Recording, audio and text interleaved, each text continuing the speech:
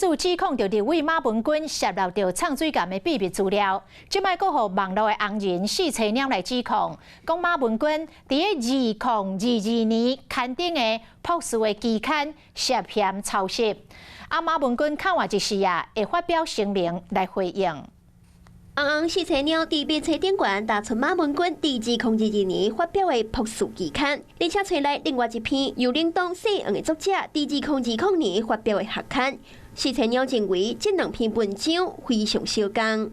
参照是这两篇文章的标题，黄作者是中共的5G 网络科技战略，马文君的是中国大陆的5G 战略行动战略观点。 那标题真成，参照之夜有为涉罪部分拢真共，会当讲有50%共款。什么中共改中国，还是中国改中共？然后把什么习近平的那个称号补上去。搁再来后一夜更加含糊，有为涉罪的是无共的所在。到了这个所在，文字有略略改过，其他规页有8成以上一模一样。除了颜色是没有抄袭的部分，因为他就只有把 称谓加上去，然后把那个英文加上去，然后就几乎背。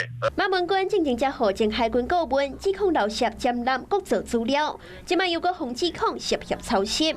联络马文君办公室的主任讲，因为马文君当日开会，爱等到会议结束才会发表声明。 Hello， 我是林仙怡。想要抢先掌握最及时的新闻资讯吗？赶快订阅、按赞、开启小铃铛，锁定华视新闻 YouTube 频道。